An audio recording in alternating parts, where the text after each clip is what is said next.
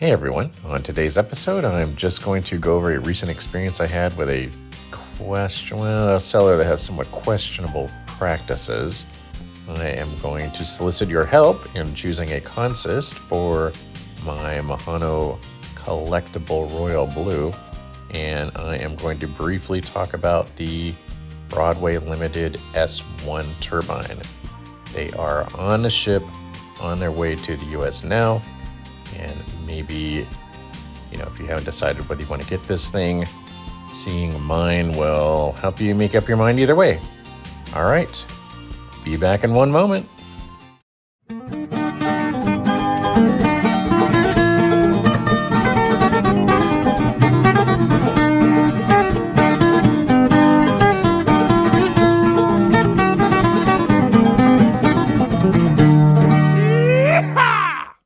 Okay, so the thing in question from the intro is this power adapter that I bought that is supposed to come with both the power adapter and the cable that goes to the wall. It's also supposed to come with an instruction manual, but in fact it only came with the power adapter.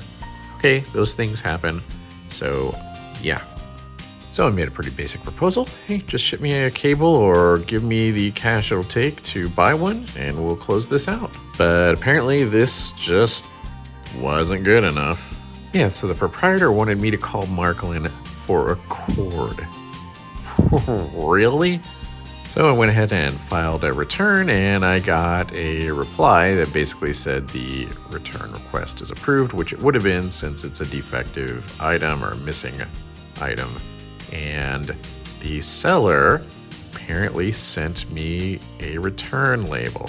While the seller said that they were going to provide me with a label, they did not provide me with a label. It's what's known as a null label return.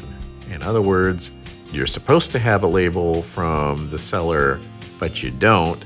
So what happens is you end up not returning it and they close the case out in the seller's favor. So, I wasn't born yesterday. I wish I was in a way. My skin would be so much clearer. I'd have such hope for life. But either way, it's pretty clear from the reviews that this seller is not exactly making a ton of friends. And generally speaking, you want to find a seller with higher than 99.3% positive reviews, and they're definitely under that. What makes this even worse is they actually have a brick and mortar store, and I'm not going to say exactly where it is, but I will let you guess. And it could be in Utqiagvik, Alaska, formerly known as Barrow, Alaska, Yost, Utah, which as far as I remember has always been Yost, Utah, or Boyertown, Pennsylvania. Which one is it? Take a guess. If you look at Yelp and at Google, you'll see that they don't have a lot of particularly good reviews, deservedly so. But don't worry, I'm on eBay, and effectively if they don't provide me with a valid label, I think by today, I think I get to keep the item for free because they've basically forfeited since they haven't upheld their end of the bargain. So we'll see. I guess I can spend $6 myself and get the power cord. All right, on to the next thing. In a previous episode, you saw me convert a Mantua Collectibles Pacific from Baltimore, Ohio, the Royal Blue, and I was pulling this consist made by Bev Bell from Athern Shells. So it was pretty neat. I had it lying around, but the more I looked at it, the more it just sort of didn't work together. Don't get me wrong, I like the locomotive, even though it's a little bit, I wouldn't call it toy-like, but I suppose maybe that is one way to call it. But the Athern set, I think, is closer to the actual blue.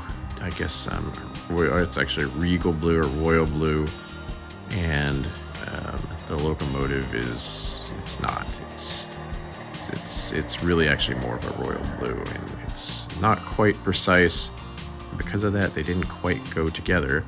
But then after I made this video, I realized, oh my gosh, like usual, I found a consist that was kind of cheap, and so I bought it and just left it there.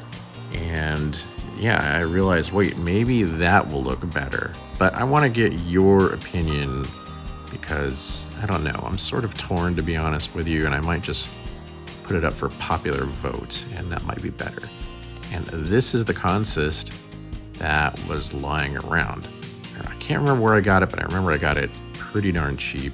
And I know these Overtons generally go with like 440 Americans, that kind of thing, but you know, these look more similar in color to the Mantua Royal Blue. And not only that, I don't know, I just think they look a little more regal, maybe. They just look, I don't know, they just look like they'll line up better. But you know, when I look at both, I'm just sort of not sure. I'm just sort of weighing it back and forth in my head. So what I'm going to do is I'm going to put these in the running session at the end of the video, and maybe you can let me know what you think, which one looks better to you. And I really want to know down in the comments, because, you know, I just, one of these two has got to be this thing's consist, and the more help I can get deciding this, the better. Lastly, as I mentioned in the intro, I have it on pretty good authority that the new S2 turbines are on their way. They are boarded onto a ship, they are lighted onto a ship, and they are heading to our shores now. And because of that, I thought, well, there's a couple things. I actually have one, and I thought maybe you'd want to see it if you were trying to decide whether you wanted to purchase one of these things or not. And to be honest, I haven't run it very much, and the reason why is because I really didn't have a consist.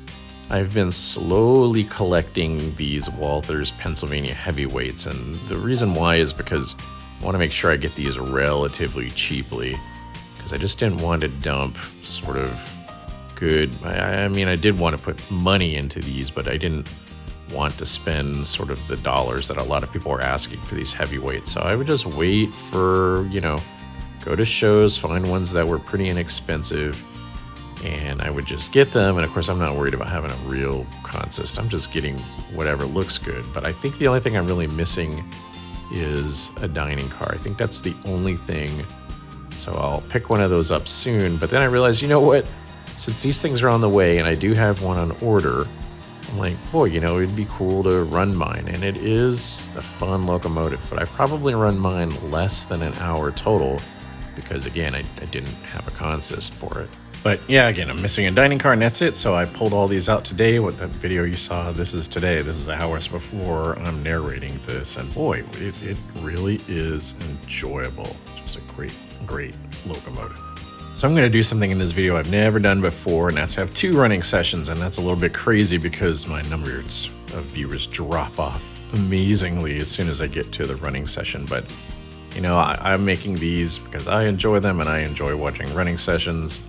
And plus, again, you know, I need your help. I need your help with these things. So which consist do you like better? I'll run that. And then if you're thinking about buying this thing, or if you've never seen one of these S2s running, I will provide that for you too. So there you go. Nobody asked for it, but I'm doing it because maybe it's just one of those things where you don't know what you need until you have it. As usual, please like, comment, and subscribe. It really helps me out. It really helps the channel tons.